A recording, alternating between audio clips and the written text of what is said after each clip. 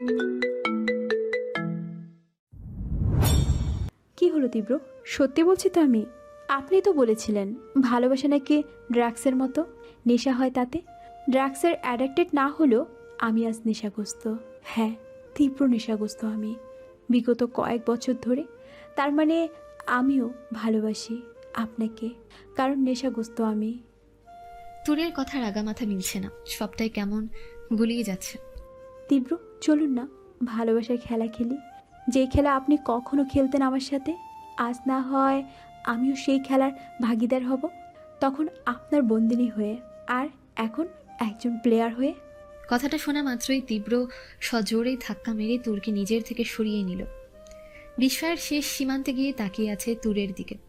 এমন অনেক কথা থাকে যে কথাগুলো শুনতে কাছে টানার হয়, কিন্তু বাহ্যিকভাবে সে কথাগুলোর মানে অত্যন্ত জঘন্য হয়। ঠিক সেই কথা বলেছে তুর। এসব কি বলছো তুমি তোর?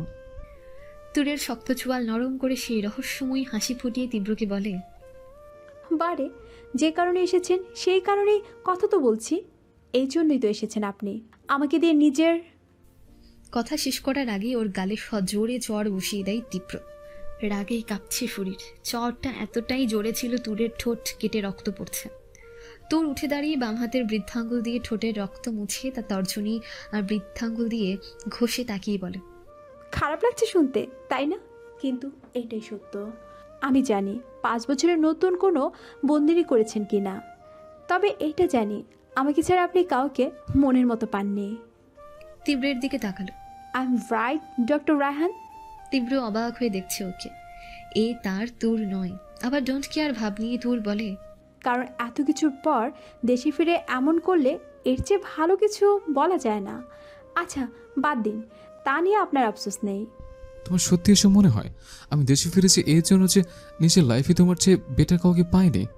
এটা শুনে তুর শরীর দুলিয়ে হাসি দেয়, যেন তীব্র বড়সড় কোনো জোকস বলেছে। এটা ছাড়া অন্য কিছু ভাবার উপায় কি রেখেছেন? 5 বছর আগে অসুস্থ থাকার অবস্থায় ডিভোর্স দিয়ে গিয়ে এখন ভালোবাসার কথা বললে কি ভাববে পাবলিক? সিনেমার কাহিনীর কোনো যুক্তি নেই। বাংলা সিনেমার সোনালি যুগ নাকি? বিচ্ছেদ, বেদনা, মিল, কান্নাকাটি এমন কিছু ভেবেছিলেন নাকি? কাম অন তীব্র, আপডেট হন। আপনাকে দিয়ে এমন আশা ছিল না। দুনিয়া পাল্টেছে, সাথে মানুষও। কেউ কারোর জন্য বসে নেই। নিশ্চুপ তীব্র।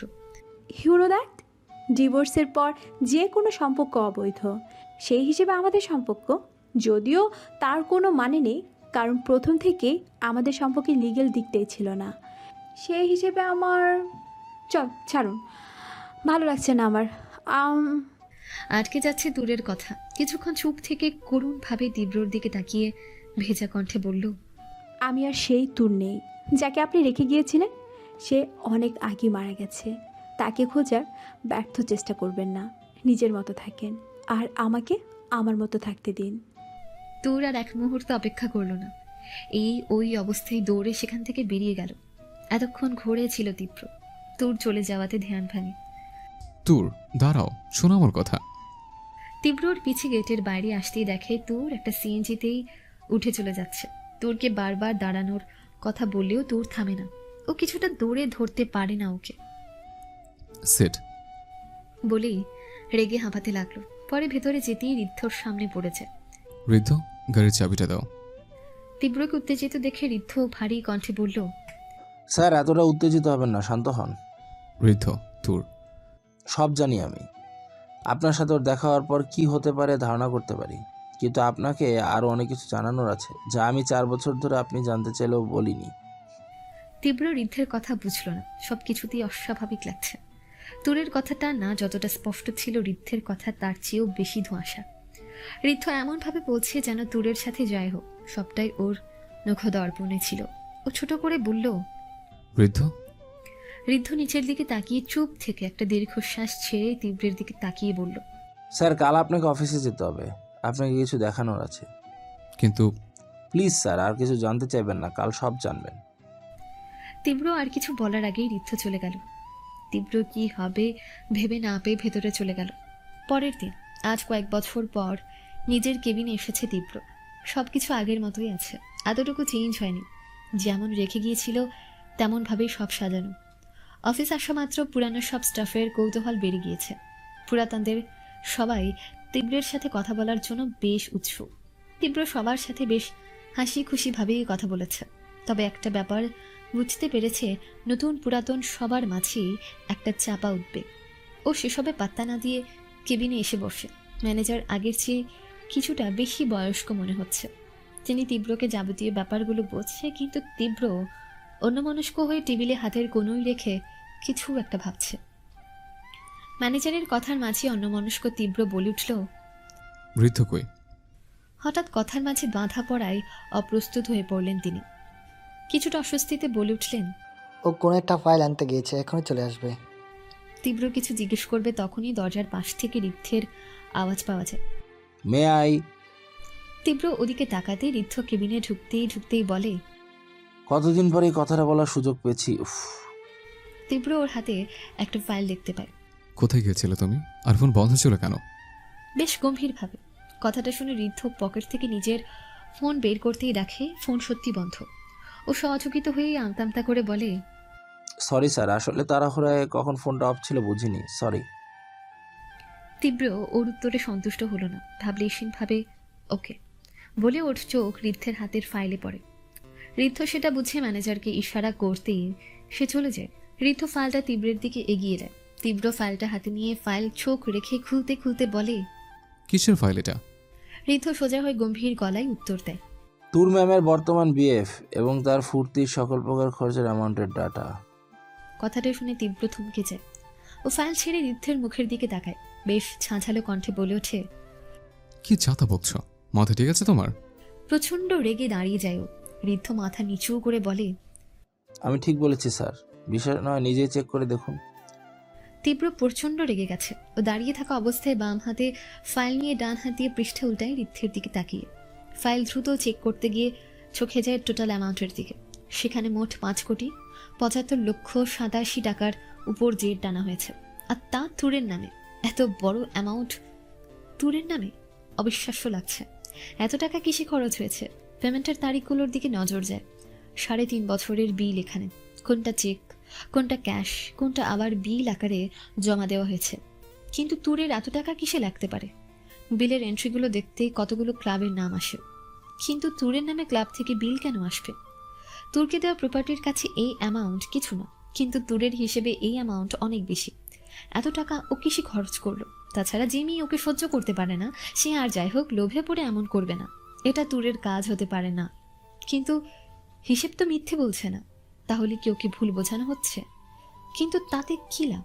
তীব্র ফাইলটা ছুঁড়ে ফেলে দেয়।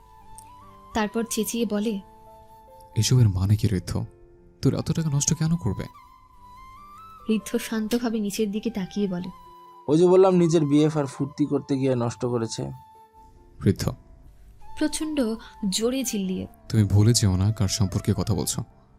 ঋদ্ধ বেশ কিছুক্ষণ চুপ করে থেকে মাথা নিচু করে বলে ওঠে, ক্ষমা করবেন স্যার, আমি আপনার বেতনে পোষা একজন স্টাফ, আর আমি আমার কাজটাই করেছি। তুর ম্যামের খরচের নামগুলো বলছি। এখন এটা যদি খারাপ শোনা যায় তাহলে তো আমার কিছু করার নেই।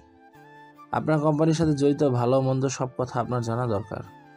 তীব্র চুপ করে আছে। এবার ঋদ্ধ নিজেই বলা শুরু করে, আপনি যাবার পর ম্যাম 1 বছরের মাথায় সুস্থ হয়ে যায় ঠিকই, কিন্তু কিছু অসুস্থ মানুষের পাল্লায় পড়ে নিজেও তাদের দলে নাম লেখায়, নেশা করতে শুরু করে। মূলত নেশাই ছিল আপনার কাছ থেকে টাকা নেওয়ার মূল কারণ। কথা আছে না, নেশা মানুষকে দিয়ে সব কিছু করায়। সেটাই তুর ম্যামের সাথে হয়েছে। সে নেশা করে সব কিছু ভুলে গেছে, তবে একটা ব্যাপার আছে যার কারণে সে এমনটা করছে। তীব্র চেয়ারে বসে থুতনিতে ভর দিয়ে কথা শুনছে। ঋদ্ধের কথার কারণ জানতেও বলল, কি? ঋদ্ধ আবার বলতে শুরু করলো, আপনাকে ছোট করা। হ্যাঁ, এটা বলার কারণও আছে। ম্যাম যদি চাইতো তবে সে কাউকে না জানিয়ে টাকা নিতে পারতো, কিন্তু সে তা করেনি। আর সবচেয়ে মজার কথা হলো, এই টাকার কোনো টাকাই তুর ম্যাম খরচ করেনি।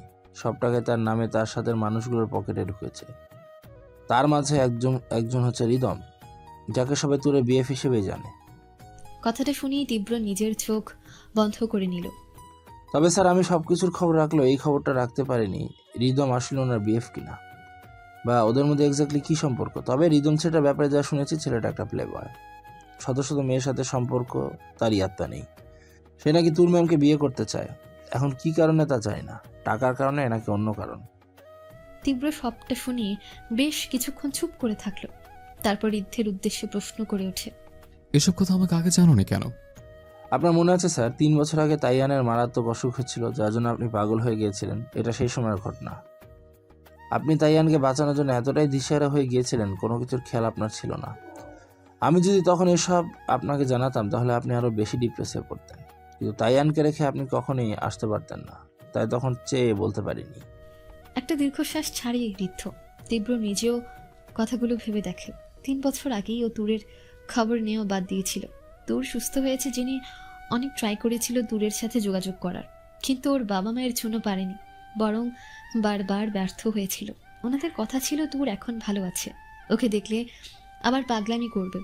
তীব্র চেয়েছিল দেশে ফেরার, কিন্তু তার আগেই তাইয়ান প্রচণ্ড অসুস্থ হয়ে পড়ে। এমন অবস্থা হয়েছিল যে বাঁচার আশা ছেড়ে দিয়েছিল সবাই। অনেক চেষ্টায় 1 বছর পর সুস্থ হয় তাইয়ান। মাঝে কেটে যায় 3 বছর। তুরের অবহেলা, ওর বাবা মায়ের নিজের সন্তানের ভালো চাইতে তুরের থেকে বারবার সরে যেতে বলা, তার উপর তাইয়ানের এই অসুস্থতা, ক্লান্ত হয়ে গিয়েছিল তীব্র। তাই তাইয়ান যখন সুস্থ হলো তখনও ভাবল সত্যি সব বাবা মা সন্তানের ভালো চায়, তুরের বাবা মাও তুরের ভালো চাইবে। সত্যিও যাওয়াতে তুর আবার অসুস্থ হয়ে যেতে পারে। তাই এক প্রকার রাগ, অভিমান, বিতৃষ্ণা থেকে ক্লান্ত হয়েও দেশে যাওয়া ক্যান্সেল করে দিয়েছিল। নিজের সন্তানের অসুস্থতায় সে সন্তান হারানোর ভয় বুঝেছিল, তাই তুরের বাবা মায়ের আর সেই ভয়টা দিতে চায়নি। আর কায়া দেখলে মায়া বাড়ে, তাই তুরকে নিজের মতো থাকতে দিয়ে তাইয়ানকে নিয়ে নিজের সুখ খুঁজতে চেয়েছিল। ঋদ্ধ যখন তুরের কথা বলতে চেয়েছিল তখন ওর কথাটা এই ছিল, ও এখন সুস্থ, তাই আমি চাই না ওর কথা শুনে নিজের কষ্টটা বাড়াতে। ওকে ছাড়া যখন সবাই ভালো থাকতে চায়, তাহলে কি দরকার সবার জীবনে জোর করে এসে বিষিয়ে দেবার? থাক না সবাই সবার মতো, আমি আমার মতো ভালো থাকবো। তাছাড়া তাইয়ান ততদিনে অনেক বড় হয়ে গিয়েছিল, তাই ও চাইনি তাইয়ান ওকে কাঁদতে দেখুক, তাহলে ওর ছোট মনে দাগ লাগতে পারত। আর তোর যদি ওকে মেনে না নেয় তখন তাইয়ানের মনে বিরূপ প্রভাব পড়বে। বাবা মায়ের ঝামেলা দেখার চেয়ে তা না জানাই ভালো। তোর যখন জানে না ওর ছেলের কথা, দরকার নেই।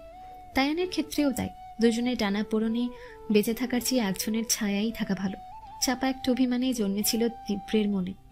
এটা ভেবে নিজের আবেগ আর সবার ভালোর কথা চিন্তা করে ও মায়া কাটানোর জন্যই দূরের খোঁজ নেওয়া বন্ধ করে দিয়েছে। কিন্তু যখন বুঝতে পারে ও না থাকলে তাইয়ান বাঁচবে না, তাই ওর জন্য দূরের কাছে ফেরার সিদ্ধান্ত নেয়। কারণ তীব্রকে মারার চেষ্টা হয়েছে কয়েকবার, আর তাই ও বাধ্য হয়েছে নিজের ছেলের জন্য। চায় না তাইয়ান ওর মতো একা জীবন কাটাক। তাইয়ান মা মারা যাওয়ার পর তো একাই ছিল সারা জীবন হোস্টেলে, বাবা না থাকার মতোই ছিল। চায় না তেমন কিছু তাইয়ানের সাথে হোক, কারণ ওর স্বজন না থাকলেও ওর ছেলের তো আছে। তাহলে কেন নিঃসঙ্গতা দেবে ছেলের জীবনে? না চাইতেই ভিজে আসে ওর চোখ। তারপরের কথা তো আপনি জানেন, আপনি চাননি তুরের কথা জানতে, আর তাই জন্যই আমিও বলিনি। তো সে দোষ আমার নেই, যদিও আমি চাইনি, দায়বোধ থেকে বলতে চেয়েছিলাম, কিন্তু আপনার কারণে সেই দায়বোধের প্রয়োজন মনে করিনি। তীব্র চুপ। এখন যা করবেন আপনার ইচ্ছে। অনেক তো ভুলের মাসুল দিলেন, আর কত। তবে নিতান্তই যদি তাইয়ানের মা হিসেবে ওকে চান, তবে ভেবে দেখবেন। সত্যি কথা বলতে, ঋদ্ধকে আর কিছু বলার সুযোগ না দিয়ে বলে ওঠে, তোরকে এখন কই পাবো? কিন্তু স্যার, তোরকে এখন কই পাবো? খুব ছড়ে চিল্লিয়ে। ওর আওয়াজে কেঁপে ওঠে ঋদ্ধ। স্যার, স্যার উনি। প্রচণ্ড রেগে ড্রাইভ করছে তীব্র। গন্তব্য দূর। তীব্রের জীবনের গতিপথটাই অদ্ভুত হয়ে গেছে। যেদিকে যেতে চায় না কেন ঘুরে ফিরে তার পথ শেষ হয় দূরের মাঝে। যতটা না অবাধ্য ওই মেয়েটা তার চেয়েও কয়েক গুণ বেশি প্রয়োজন অনুভব করে। কিন্তু অনেক হয়েছে, দূরকে চাইতে চাইতে ক্লান্ত, পরিশ্রান্ত হয়ে পড়েছে। জীবনের শেষ সীমা অবধি চেয়েছে, আর আজ ক্লান্ত হয়ে পড়েছে। অনেক হিসেব নিকেশ বাকি আছে দূরের সাথে, আজ তা মেটাতে হবে। জানতে হবে কি চাই তুর। আর পারছে না এই বোঝা মেনে নিতে, বড্ড হাঁপিয়ে উঠেছে। ওয়াদা করেছিল তাই দূরে থেকেছে, আজ ফিরেছে তাইয়ানের জন্য। কিন্তু যা শুনেছে তাতে কিভাবে তাইয়ানের মা হবে ভেবে পায় না ও। হঠাৎ করেই তীব্র গাড়ি থামায়। হ্যাঁ, ও সেই বিল্ডিংয়ের সামনে দাঁড়িয়ে আছে যেখানে সামের ক্লাব। ঋদ্ধ ওকে এখানে ঠিকানা দিয়েছে। তীব্র রেগেই গাড়ি থেকে নামে। জানে না কেন এসেছে এখানে, কি চাই ও, তবুও এসেছে। হয়তো এটা ভেবে সবার কথা মিথ্যে হবে, হয়তো যা শুনেছে সত্যি নয়। মনের কোণে এখনো ক্ষীণ একটা আশা আছে। মানুষ যতই খারাপ কিছু শুনুক না কেন, নিজ চোখে না দেখলে কেউ কিছু বিশ্বাস করতে চায় না। নিজ চোখে দেখা না হওয়া পর্যন্ত সে চায় সবার কথা মিথ্যে হোক। একটা মিরাকেল চায়, যাতে সবাই ঠিক থাকুক। তো তুরের উপর প্রচণ্ড রেগে থাকলেও এই দোয়াই করেছে ওর ভাবনা যেন ভুল হয়। নিজের ভাবনা সঠিক করতে চায় না। মস্তিষ্ক সবসময় কমফোর্ট জোন চায়। তীব্রও তাই। ও মিথ্যে সান্ত্বনা দিচ্ছে নিজেকে, যদি সবটা ঠিক হয়ে যায়। সেই আশায় এত সব ভাবনা চিন্তা করার পর তীব্র পা বাড়াই ছাদে থাকা সামের ক্লাবের দিকে। তীব্র ছাদে যেতে তেমন বেগ পায়নি। এখানে কত মানুষই তো আসে, তীব্রও তাই। তীব্র ক্লাবে গিয়ে আশপাশ দেখতে চাইছে। ক্লাবের পরিবেশ বাকি ক্লাবের মতোই। তখন তীব্রের কাছে একটা ছেলে এসে জিজ্ঞেস করে, এখানে পুরনো বলে মনে হচ্ছে না, নতুন। তীব্র ছেলেটার দিকে কেয়ার না করে আশপাশে তুরকে খুঁজতে লাগলো। ছেলেটা ওর সামনে ডান হাতে তুড়ি বাজিয়ে বলল, হে ব্রো, কথা বলছো না যে? হে ব্রো, তুমি কি আমার কথা শুনতে পাচ্ছ না? হাফ প্যান্ট সাথে হাতা কাটা স্যান্ডো গেঞ্জি। কোথায় কোথায় যে গানের দুল পড়েছে হিয়াত্তা নেই। হাতে তো মেয়েদের মতন কি সব পড়ে আছে। মাথার দুপাশে খালি মাছে মোরগে ঝুটির মতো কয়েক গুচ্ছ চুল। বোঝাই যাচ্ছে এটা মোরগের বংশোদ্ভূত কোনো মানুষরূপী প্রাণী, যে ওর সামনে বলছে হ্যাঁ, যার সাথে তীব্রের কথা বলার ইচ্ছে নেই। ও বিরক্তির ভাব প্রকাশ করলো, কিন্তু প্রাণীটা মেবি তীব্রের কথা বুঝতে পারেনি, তাই ছেড়ে হোম্বা ডাকা শুরু করেছে। আমি ছাড়া এইখানে সদস্য হতে পারবে না, সো রেসপন্স মি। এবার আর তীব্রের সহ্য হলো না। জোকারের কাজ সবসময় মজা লাগে না। সো ছেলেটা না সরার কারণেই তীব্র একটু কপালে আঙুল দিয়ে স্লাইড করে নিজের হাতাটা টেনে দিল এক থাপ্পড়। এক থাপ্পড়ে মূলত চোখ উল্টে গেল। কিছুক্ষণ চক্কর খেয়ে ছেলেটা বলল, ভাই, আমি তো মজা করছি, বলুন কি দরকারে এসেছেন? এবার যেন তীব্র স্যাটিসফাইড হলো। তোর তোর কই? তুর্কে দিয়ে কি করবেন? ওই মেয়ে যা জিনিস, পুরাই বোম্বাই। তীব্র রাগী চোখে তাকাতে গলার সুর নরম করে বলল, সে যাই হোক, আমার কি, সামনে গিয়ে বাঁদিকে কর্নার যে স্পেশাল রুম আছে সেটা তুলের। আমি যাই ভাই, ভালো থাকবেন। বলি তীব্রকে সালাম দিয়ে পাশ কেটে গেল। তীব্র নিজের গন্তব্য হেঁটে যাচ্ছে। আশপাশের মেয়েগুলো ভ্রু কুচকে দেখলো ওকে। ও সোজা তুরের রুমটাই ঢুকলো, আর রুমে গিয়ে যা দেখলো তাতে পুরাই তোর সেদিনের মতোই টি শার্ট জিন্স পরে সিগারেট টানছে। মুহূর্তেই তীব্রের দুনিয়া চক্কর দিল। তোর পাশে থাকা ড্রিঙ্কসের গ্লাস হাতে নিতেই দরজার দিকে চোখ গেল। হাতের থেকে গ্লাস আর সিগারেট দুটোই পড়ে গেল। ও দ্রুত বসা থেকে দাঁড়িয়ে শুধু এইটুকু বলতে পারল, তীব্র, আপনি? আর কিছু বলার সুযোগ পেল না। তীব্র এসে শরীরের সর্বশক্তি দিয়ে পরপর দুটো চড় বসিয়ে দেয় তুরের গালে। একই গালে পরপর দুটো চড় এতই দ্রুত লাগে যে তোর কিছু বুঝে ওঠার আগেই সব নীরব। লাঠি দিয়ে ফাঁকা মেঝেতে বাড়ি দিলে যে শব্দ হয় ঠিক সেরকম প্রতিধ্বনি হতে লাগলো চারিদিকে। তোর সোফায় মুখ থুবড়ে পড়ে। কয়েক মুহূর্তেই ফর্সা গাল লাল হয়ে নীলাভ হতে শুরু করে। তোর সোফা থেকে মুখ তুলে দাঁড়াতে দাঁড়াতে বলে, হাউ ডিয়ার ইউ! আবার সেই শব্দ। ওঠার আগেই ঠিক একই গালে আরেকটা চড় বসাই তীব্র। এবার তুরের চোখ দিয়ে আপনাতেই পানি পড়তে শুরু করেছে। ওমার ওঠার সাহস পেল না। যে অবস্থায় তীব্রকে দেখেছে তাতেই থাপ্পড় যে কিছুই না তোর জানে। তোরকে এখন মেরে ফেললেও ওর রাগ কমবে না। মারাটা বড় কথা না, কিন্তু এই থাপ্পড় খাবার সহ্য ক্ষমতা আর নেই। তাই ও সোফায় হাঁটুতে মুখ গুছে 10 স্টাইলে বসে রইল। ওখানে রীতিমতো তীব্রের আর তোরের এই বিহেভে অবাক। তখনই একটা ছেলে এসে বলল, কে রে তুই? এই ক্লাবে এসে এখানের মেয়েকে? তীব্রের আর সহ্য হলো না। একে তো তোর চুপচাপ বসে থেকে ওকে কিছু বলার সুযোগ না দিয়ে চুপচাপ বসে আছে। তোর কিছু বললেও তোকে কয়েকটা চড় দিত, কিন্তু তোর চুপচাপ থেকে রাগটা আরো বাড়িয়ে দিল। তার উপরে এই ছেলের হিরোগিরি সহ্য হলো না। ও ছেলেটার মাথাটা পাশে থাকা কাঁচের টেবিলের সাথে সজোরে আঘাত করে চেঁচিয়ে বলল, এখানে কারো যদি আমার আর তোর কথার মাঝে না করার ইচ্ছে হয় তবে তার এই হাল হবে। ওর কথায় কেঁপে উঠল তোর সহ সকলে। তখনই সাম এলো। এসে এখানে কি হয়েছে? তীব্রের দিকে নজর পড়তেই বলে, ডক্টর রায়হান? তীব্র রাগী চোখে ওর দিকে তাকায়। সরি স্যার, ওনারা আপনাকে চিনতে পারে নাই। ওই জায়গা খালি কর। সবাইকে নিয়ে বেরিয়ে গেল সাম। বাইরে এসে এক প্রকার হাঁফ ছেড়ে বাঁচল। তখনই একটা ছেলে এসে জিজ্ঞেস করে, কিরে, তুর্কে রাইকে আমাকেও বাইর করে দিল যে? লোকটা যদি তুরের কিছু করে? কথাটা শুনিয়ে সাম ছেলেটাকে থাপ্পড় মারে। আরে নিজে বাঁচলে বাপের নাম। এটাই হলো ডক্টর রায়হান, তুরের সেই হাজবেন্ড। বলেছিলাম তো, তুরে সাইরা দিছে, কিন্তু এর দেহি বউয়ের প্রতি দরদ আছে। তুর এখনো গুটিসুটি মেরে বসে আছে। তীব্রর চুপ থাকায় কিচ্ছু বলতে পারছে না। ও নিজেকে শান্ত করে তুরের সামনে সোফায় বসে পড়ে। তারপর মাটি থেকে জ্বলন্ত সিগারেট উঠায়। সেটা তুরের দিকে এগোতেই তুর অনেকটা ভয় পেয়ে যায়, কিন্তু ওকে অবাক করে দিয়ে তীব্র সিগারেটটা ওর দিকে এগিয়ে বলে, কি হলো তোর? নাও। আমাকে দেখে ফেলে দিলে কেন? তুমি তো আমাকে বলে দিয়েছ তুমি আগের মতোই নেই, বদলে গেছ। আমি মেনে নিছি, তাহলে ভয় কেন পাচ্ছ? তুর চুপ, একেবারেই স্তব্ধ, হাত পা কাঁপছে। আমাকে রাগিও না তোর, যেটা বলছি সেটা করো। ধরো বলছি সিগারেট। তীব্রের ধমকে কেঁপে ওঠেও। তীব্র ইশারা করতে কাপা কাপা হাতে তা ধরে, কিন্তু তীব্রের দিকে তাকানোর কারণে ভুলবশত জ্বলন্ত দিকটা ধরে সঙ্গে সঙ্গে হাত সরিয়ে নেয়, আর তীব্রের হাত থেকে সেটা পড়ে যায়। এটা দেখে তীব্র একবার সিগারেট আরেকবার তুরের দিকে তাকায়। এবার বেশ শান্ত গলায় বলে, মাটি থেকে তোলো। তীব্রের কথা মতো ও তোলে ঠিকই, কিন্তু কাঁপছে, কি করতে চাইছে বুঝতে পারছে না। তখনই তীব্র বলে, মুখে দাও। দাও। এতক্ষণ তীব্রের কথা শুনলেও এবার যেন সাহসে কুলালো না। তীব্রের কথা মানতে আরো ভয় লাগছে। কি হলো? দাও। আপনি? আর কিচ্ছু বলতে পারলো না। রক্ত জমাট বাঁধা গালে আরেকটা থাপ্পড় দিয়ে দূরের গাল দুটো চেপে ধরলো। এখন কেন পারছিস না? একটু আগে যেটা করলি সেটা আমার সামনে করতে কেন পাচ্ছে তোর? এই ঠোঁটে তুই সিগারেট ছুঁয়েছিস, যেখানে আমি আমার ভালোবাসার পরশ দিতাম। এত সাহস কি করে হয় তোর? এবার তুর আর শান্ত থাকতে পারলো না। ব্যথায় যন্ত্রণায় হু হু করে কেঁদেই দিল। সেই কান্না যা ও 5 বছর আগে কাঁদত। তীব্রকে ভয় পাবার সেই কান্না। ভেবেছিল তা ভুলে গেছে, কিন্তু আমার লাগছে, ছাড়ুন তীব্র, প্লিজ, ব্যথা পাচ্ছি। তাই নাকি?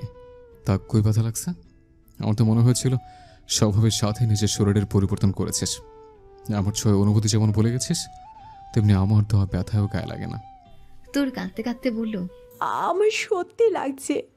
এইটা শুনে তোরকে ধাক্কা মেরে ফেলে দেয়। তারপর ড্রিঙ্কসের বোতলটা হাতে নিয়ে বলে, সেই ব্র্যান্ড যা আমি কখনো খেতাম। যাই হোক, এখন একটা কথা বল, রিদমকে আর তোর সম্পর্কে কি? আচ্ছা বাদ দে, সম্পর্কের ব্যাপারটা পরে হিসেব করব। ওকে জানে না তোর স্বামী আমি না ছিলাম পরের কথা, তারপরও কিভাবে তোকে বিয়ে করতে চায়? আর তুই আমার তুরের চুলগুলো ধরে নিজের কাছে নিয়ে এসে বলে, তীব্র তার ব্যবহারের টিস্যু পেপার কাউকে টাচ করতে দেয় না। সেখানে তুই আমার ভালোবাসার একমাত্র আলো ছিলি। তোর সাহস কিভাবে হলো আরেকজনের কাছে যাবার?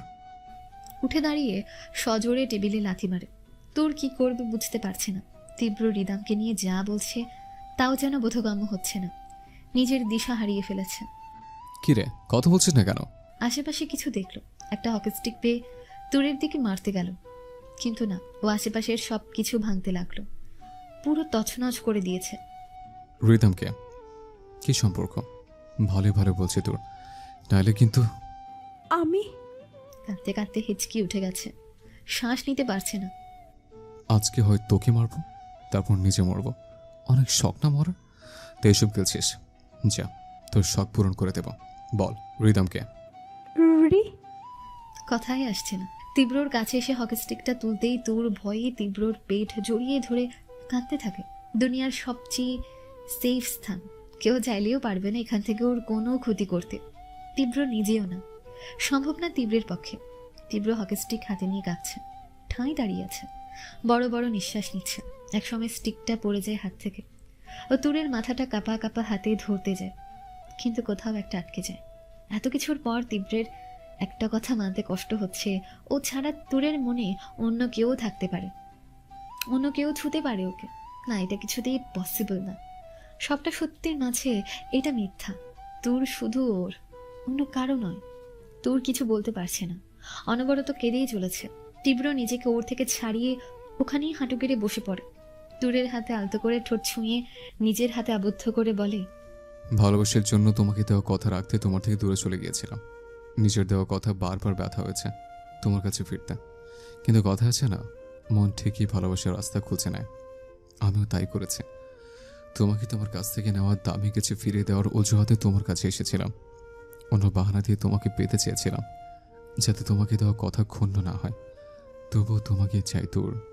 দেখো না, দেখো না, যাকে কাউকে দেখতে দিতে চায়নি, নিজের চোখে আগলে রাখতে চেয়েছে, সে নাকি অন্য কাউকে। আমাকে আঘাত করতে নিজেকে কোথায় নামিয়ে দিয়েছে জানো? আমাকে কষ্ট দিতে নিজের মানুষদেরও কষ্ট দিয়ে ফেলেছে। তীব্রকে জড়িয়ে শুধু কাঁদছে। আর পারছি না আমি। সবটা তোমার থাক। যেটা তোমাকে দিতে এসেছিলাম সেটার অযোগ্য তুমি, তার যোগ্যতা তোমার নেই। আর অপ্রাপ্তিতে দান করব না আমি। তুমি তোমারটা নিয়ে থাকো, আমি আমারটা। এরপরে নিজেকে আর নিজের চোখে ছোট করতে পারবো না। ভালো থেকো। তোর নিজের থেকে ছাড়িয়ে চলে গেল তীব্র, আর তোর সেখানেই বসে কাঁদতে লাগলো। তীব্র সোজা তুরের বাড়িতে ওর বাবা মায়ের কাছে। তীব্র দরজা নক করতেই তুরের মা দরজা খুলে। তীব্রকে পুরোপুরি বিধ্বস্ত লাগছে। তুমি? আপনার হাজবেন্ড কোথায়? তীব্রের কথায় অপ্রস্তুত হন উনি। তখনই তুরের বাবা তাহনাফ রহমান আসে। ওনাকে দেখে তীব্র ক্ষেপে যায়। কি বলেছিলেন আপনারা? আমি না থাকলে আপনাদের মেয়ে খুশি থাকবে? আর আপনার বড় ভাই কি বলেছিল? আমার ছেলে আর আমি আপনার মেয়ের জন্য অভিশাপ স্বরূপ, কালচাপ, যে কিনা আমার সন্তানের মৃত্যু কামনা করেছিল। আমার কথাটা কোনো কথা শোনার নেই। কম অপমান পাইনি আপনাদের থেকে। নিজের সব কিছু ভুলে আপনাদের জন্য পড়েছিলাম, কিন্তু আপনারা আপনাদের কথায় বাধ্য হয়ে আমি আমার দুধের শিশুকে নিয়ে যেতে বাধ্য হয়েছিলাম।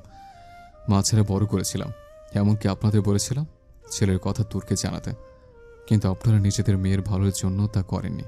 চুপ করে আছে। তিনি তার ভাইয়ের কথাতেই এসব করেছেন।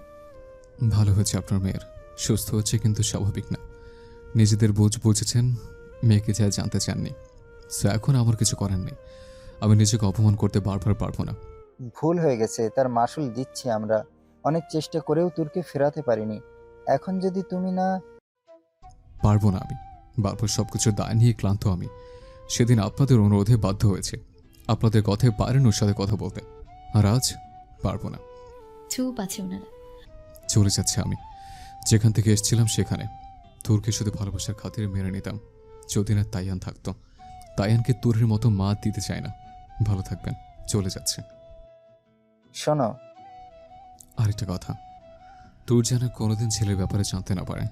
মেয়ের ভালোর জন্য যখন ওকে বলেননি, তখন দয়া করে স্বার্থপর হয়ে এবার আর বলতে যাবেন না, কারণ আমি আর ফিরবো না। জানলে আপনার মেয়ে খারাপ বই ভালো হবেন। আসে। আর কথা না বলেই বেরিয়ে যায়। ও সত্যি চলে যাওয়ার জন্য মনস্থির করেছে। থাকবে না ও আর এখানে, চলে যাবে। দিন দিন বড্ড দুষ্টু হয়ে যাচ্ছে তুমি তীর। সারাদিন শুধু বায়না আর বায়না। আব্বু আসবে একটু বাদে, তখন যা চাওয়ার চেয়ে নিও। আমি পারবো না। আর তা মাম্মা, ওই পচা ছেলেটা আমাদের বাসায় কেন আতে? তীরের এই কথায় তোয়া বেশ রেগে ওর দিকে তাকায়। এটা কি হচ্ছে তীর? তুমি দিদির এমন হয়ে যাচ্ছ কেন? তাইয়ান তোমার বড় ভাইয়ের মতো, ও আমাদের বাসায় এসেছে বলে এমন করছো? কথাটা শুনে তীরের গাল ফুলে যায়। ও কিছুক্ষণ চুপ থেকে ওর দাদুর রুমে যায়, আর গিয়ে যা দেখে তাতে কান্নাই করে দেয়। ওর দিদা অর্থাৎ তায়ানের মা তায়ানকে আদর করছে। ও গিয়ে তায়ানকে ধাক্কা মেরে ফেলে দেয়। এটা আমার দিদা বলে জড়িয়ে ধরে। এটা দেখে তীরের দিদা বলে, এটা কি হচ্ছে? আমি তো দুজনেরই দিদা। না, তুমি আমার দিদা, ওই পচা ছেলেটার না। বলে ভ্যাঁ করে কেঁদে ওঠে। ধাক্কা দেওয়াতে তায়ানের রাগ উঠলেও ওর কান্না দেখে কিছুটা মন খারাপ হয়। ও মুখ বাঁকিয়ে অভিমানী কণ্ঠে বলে, তোর মতো পচা মেয়ের দ্বিধা লাগবে না আমার। বলেই দৌড়ে চলে আসতে ধরে। তখনই তায়ানের সামনে পড়ে যায়, আর তায়ান ওকে কোলে নিয়ে বলে, কি হয়েছে তাওয়ানির? কিছু না। তায়ান বুঝলো কিছু নিয়ে আপসেটও। কিন্তু আমার তো মনে হচ্ছে কিছু হয়েছে। তায়ান কান্না মিশ্রিত গলায় বলল, আমি পাপাইয়ের কাছে যাব। বলেই কান্না করে চোখ মুছতে লাগলো। তায়ান কিছুটা অবাক, তারপর থেমে বলল, পাপাই তো সকালে গেল, আর এখন তো। ঘড়ির দিকে তাকিয়ে কেবল 2টা বাজে। আসলে ছেলেটা একদম তীব্রের উপর ডিপেন্ড। এতটুকু সময়ের জন্য। বলুন না আঙ্কেল, পাপাই কোথায়? স্মিত হাসল তায়ান।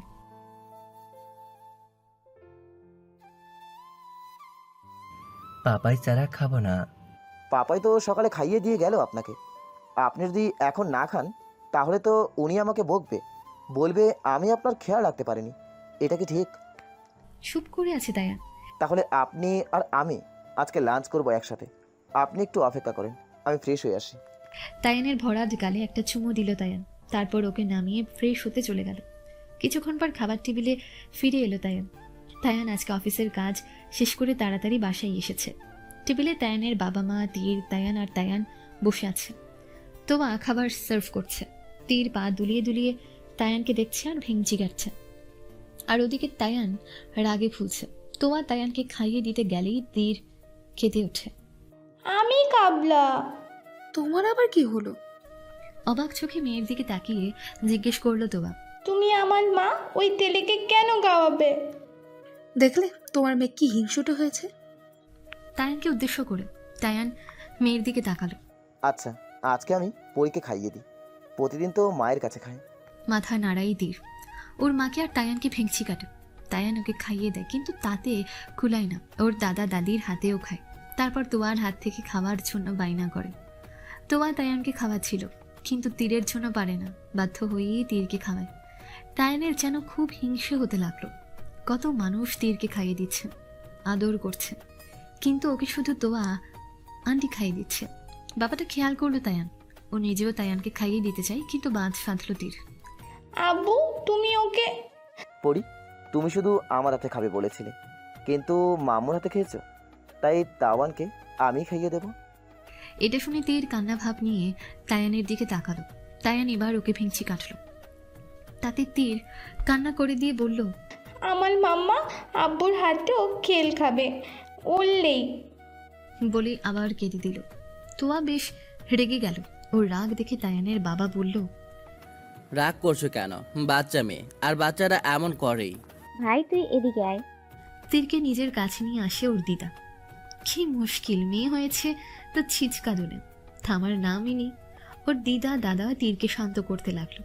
তায়ান তোয়াও আদর করলো। তখন তোয়া ওকে কোলে নিয়ে বলল, ওরে আমার ডল বেবি, হিংসে হচ্ছে খুব। মাম্মাম সবচেয়ে বেশি তোমায় ভালোবাসে। মামামের কথায় রাগ করে কেউ? বোকা। তাইয়ান আমাদের মেহমান। ওর পাপায় কাজে গেছে, তুমি যদি এমন করো তাহলে হবে?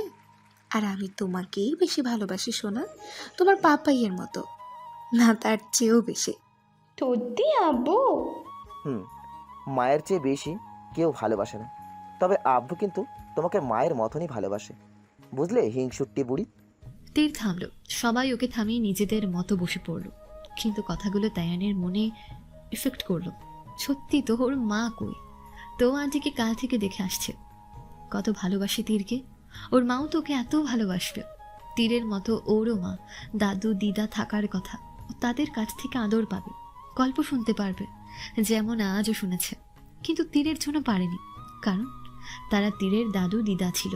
ওর দাদু দিদা হলে তীর এমন করতে পারতো না।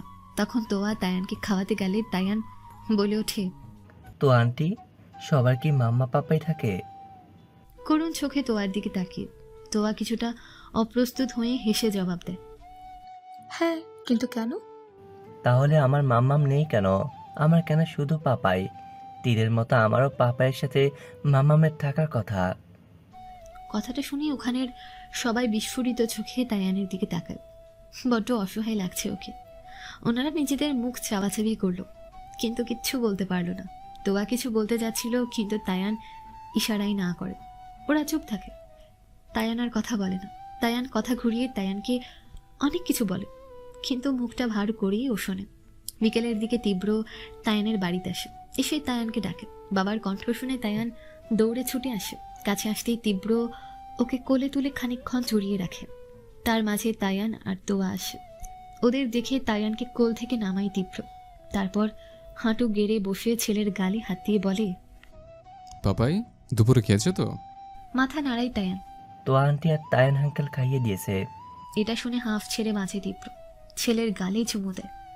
এটা দেখে তোয়া বলে, ভরসা নেই নাকি? ভুলে যাবে না, ওই কিন্তু একসময় আমার কাছেই ছিল।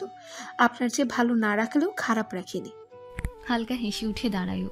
তায়ানের চুল হাতড়ে বলে, ভরসা না থাকলে রেখে যেতাম না। তবে তোমাদের উপর ভরসা থাকলেও এনার উপর নেই। আমি না থাকলে খায় না। বেশ অবাক হয় তায়ান। তুই কি সবসময় ওর সাথে থাকিস যখন বাইরে যাস? ভিডিও কলের সামনে বসে থাকতে হয়। অনেক দুষ্ট হয়েছে। যাই হোক, তীর কই? ঘুমোচ্ছে। তোয়ার উত্তর, তীব্র নিজের পকেট থেকে একটা ছোট্ট বক্স বের করে তোয়ার দিকে দেয়। ধরো। কি এটা? হাতে নিয়ে জানতাম না তোমার মেয়ে হয়েছে, তাই কিছু জানতে পারিনি, এখানে এসে নিয়ে এলাম। এমনি তো অনেক করেছো তুমি তায়ানের জন্য। প্রতিদান দিচ্ছেন? যা করেছো তার ঋণ শোধ করার মতো না। 6 মাসও তোমার কাছেই ছিল, একটু উপহার। এমনিতে কিছু দিতে পারেনি তীরকে, তাই যাবার আগে দিয়ে যাচ্ছে। কথাটা শুনে তায়ান তোয়া দুজনেই ভ্রু কুচকায়। চলে যাবি মানে? দুজনের কণ্ঠেই উৎকণ্ঠা। চলে যাচ্ছে, আজ রাতেই ফ্লাইট, তাই সবটা ফিক্স করতে দেরি হয়ে গেল। এখান থেকে ফার্ম হাউস, ওখান থেকে সোজা এয়ারপোর্ট। আপনি এটা কিভাবে বলতে পারেন? আপনি চলে গেলে? বেশ উত্তেজিত হয়ে পড়ে তোয়া, কিন্তু তখনই তায়ানের দিকে চোখ পড়ে। ও জিজ্ঞাসু দৃষ্টিতে তাকিয়ে আছে। কি কথা তা বুঝতে পারছে না। দেখ, তুই শান্ত হ। আমি জানি এখন ব্যাপারটা আগের মতো নেই, কিন্তু আমাদের হাতে কিছুই করার নেই। শেষ ভরসা তুই। নিজের কথাটা না ভাব, অন্তত তাওয়ানের কথাটা তো ভাব। তীব্র স্পষ্ট গলায় উত্তর দিল। ওর কথা ভেবে সিদ্ধান্ত নিয়েছে, তাছাড়া ভালো আছে। তোয়া প্রায় কেঁদে দিয়েই বলল, প্লিজ ভাইয়া, এমনটা বলবেন না। তোর আমি আসছি। আর কোনো কথা বলার সুযোগ দিল না। তায়ানের হাত ধরে বেরিয়ে গেল। প্লিজ ওনাকে আটকাও তায়ান। উনি চলে গেলে তোরকে আর ফেরানো যাবে না, বাকিটুকু শেষ হয়ে যাবে। অঝরে কাঁদতে শুরু করে। প্লিজ কেঁদো না, আমি দেখছি। তায়ান নিজেও বেরিয়ে যায়, কিন্তু তার আগেই তীব্র গাড়ি নিয়ে বেরিয়ে পড়ে। দম বন্ধ হয়ে আসছে ওর, অসহ্য লাগছে, নিতে পারছে না। আর ওদিকে তোয়া বারবার তুরকে ফোন করছে পাগলের মতন, কিন্তু সেটা বারবার কেটে যাচ্ছে। সন্ধ্যার পর তুর এখনো ক্লাবের সোফায় বসে আছে, বাম গালে পুরো রক্ত জমাট বেঁধে গেছে। ওর কাছে যাওয়ার কেউ সাহস পাচ্ছে না। সবাই নিজেদের মধ্যে কানাঘুষা করছে, যা তুর যে বুঝতে পারছে না তা নয়। তখনই ক্লাবে রিদাম আসে। ক্লাবের পরিবেশ বেশ থমথমে, কারো মুখে কোনো কথা নেই। গতিবিধি বেশ ভালো লাগলো না। ও সামের কাছে গিয়ে জিজ্ঞেস করে, কি হয়েছে রে এখানে? আজ তোদের কপাল ফুটো হয়ে গেল নাকি? ওর কথায় সাম মুখে একটা বিদঘুটে হাসি দিয়ে বলে, আমার কপাল ফুটো হলেও তোর ভাগ্য ফুটো হওয়ার চান্স আছে। কিছুটা ভ্রু কুচকায়। মানে? মানে তুরের কাছে যাও, বুঝবা মামা। রিদম বুঝলো না। কিছু জানতে চাওয়ার আগেই সাম চলে গেল। তাই রিদম মনে মনে কিছু আওড়ে তুরের কাছে গেল। তুরের কাছে গিয়ে শুধু এতটুকু বলল, কি হয়েছে তোর? তার সাথে সাথে তুরের হাতের একটা চড় ওর গালে পড়ল। মুহূর্তেই চোখ মুখ শক্ত হয়ে এলো রিদমের, কিন্তু নিজেকে সামলে নিয়ে বলল, কি হয়েছে? তখনই নজর যায় তুরের গালের দিকে, রক্ত জমাট বেঁধে আছে। এই, তোমার গালে? হাত দিতে চায়, কিন্তু তুর ওর হাত ছিটকে ফেলে দেয়। Don't dare to touch me. Okay okay, calm down. এরকম হয়েছে কিভাবে? তখনই তুর প্রচন্ড চেঁচিয়ে বলে, তোমার সাহস কিভাবে হয় নিজেকে আমার বিয়ে বলার? তুমি নাকি আমাকে বিয়ে করতে চাও? জাস্ট সেদিন তুমি আমাকে বিপদের হাত থেকে বাঁচিয়েছিলে বলে আমি তোমাকে হেল্প করেছি, বাকিদের মতো না ভেবে তোমার সাথে ঘুরেছি। আর তুমি সবার কাছে আমাকে নিজের গার্লফ্রেন্ড বলবে? How could you? এত সাহস পেলে কই? তোর তোমার কোথাও ভুল হচ্ছে। আমি কেন এইসব বলতে যাব? তাছাড়া তখনই তুর এক হাত দিয়ে ওর শার্টের কলার ধরে। আমি বাচ্চা নই আর না ঘাসে মুখ দিয়ে চলি যে তুমি আমাকে যা বোঝাতে চাইবে তো তার মতো তা বুঝবো। জাস্ট গেট লস্ট, আমার চোখের সামনে থেকে যাও। বলে ওকে একটা ধাক্কা দিয়ে ফেলে দিল। তারপর সোফায় বসে বড় বড় নিঃশ্বাস টানতে লাগলো। ও কেন রাখছে জানে না, তীব্রের মার খাওয়ার জন্য, নাকি তীব্রকে রিদমের গার্লফ্রেন্ড বলেছে তার জন্য, নাকি দুটির সংমিশ্রণ। ওদিকে রিদম নিজের শার্ট ঠিক করে রাগে গজগজ করতে করতে কাউন্টারে যায়। তখনই ওর সামনে একটা ড্রিঙ্কসের গ্লাস ধরে। নে, খেয়ে নে। এত কষ্টের পোষা পাখি খাঁচায় ঢোকার আগেই যদি হাত ফসকে যেতে চাই, তখন আর কি করার? তুই কাটা খায় নুনের ছিটা দিচ্ছিস? দিচ্ছি বই কি। গ্লাসটা কাউন্টার টেবিলে রেখে, দেখ, আমি তো মাছের আশা করিনি, তাই ঝোল টোল যা পাইছি তাই লাভ। তাই পাখি ফুরুত হইলেও চিন্তা নাই। কিন্তু তুই তো বছর ধইরা পিছে পড়ে রইলি, যদিও আমার চেয়ে তুই বেশি কামাইছস। আমার পুরোটা চাই, সঙ্গে এইটারেও। এই না, এমন কথা বলিস না। আজকে যা দেখছি তারপরে এসব মুখে আনাও পাপ। তওবা তওবা। নিজের গালে থাপ্পড় মারে। ভ্রু কুচকালো রিদম। কেন? আর তুরের গালে কি হয়েছে? থাপ্পড়ের দাগ। কথা শুনিয়ে শুকনো গলায় বিষম খেলো রিদম। Are you joking? তুরকে মারার সাহস? এটা শুনতেই এই অবস্থা। যে মেরেছে তার নাম শুনলে কি করবি? কে? এসআর কোম্পানির মালিক ডক্টর রায়হান, মানে তুরের প্রাক্তন বা বর্তমান হাজবেন্ড। কোনটা ঠিক বুঝিনি। সত্যি উনি? কি বলবো ভাই, বিশ্বাস কর, যেমন দেখতে তেমন বডি, তেমনই স্টাইল। উফ, মেয়ে হলে আমি প্রপোজ করতাম। আর এসেই কি করলো, যার সামনে কথা বলতে ভয় লাগে তাকে পরাপর ঠাস ঠাস করেই দুইটা। বাঘিনী কিছু বলতে যাবে তার আগেই আরেকটা। তৎক্ষণাৎ বাঘিনী চুপ। তারপর কিছুক্ষণ পর আবার আরেকটা। উফ, ছবির মতো, পুরা পয়সা উসুল করার মতো সিন। এই মাইয়া যা জ্বালাইছে, সব এই চরগুলাই ধইরা গেছে। তোর কিছু বললো না? অট্ট হাসিতে ফেটে পড়ল। 3টা থাপ্পড় খাইয়া চুপ। ও যদি ঝালমরিচ হয় তাহলে ওই বেটা বোম্বাই মরিচ, একদম মেড ফর ইচ আদার। তার মাঝে তুমি কেন মামা? কিন্তু ওই লোক তো। দেখ, তোরে ভালো আইডিয়া দি, যা পাইছস তা নিয়ে সন্তুষ্ট থাক, আর চাইস না। আর ডক্টর রায়হান তোর জন্য ওকে মেরেছে, তার মতো তুইও ওর বিএফ। মারছে তো ঠিক, মারার পর আদর কইরাও দিয়া গেছে। এর থেকে বোঝা যায় বেটাই তুরের লাইগা কতখানি পাগল। তুই কি বলতে চাস? এত কিছু করে তুরে ছেড়ে দিমু? ভালোর জন্য, তাই কর। হ্যাঁ কইতাম, যদি তুররে পটাইতে পারতি। যেই মাইয়ারে 2-3 বছর ঘোরানোর পরে টাচ পর্যন্ত করতে পারলি না, তারে এখন তুই পাবি? এতদিন তাও ওর হাজবেন্ড ছিল না, এখন আইছে। রিদম চুপ।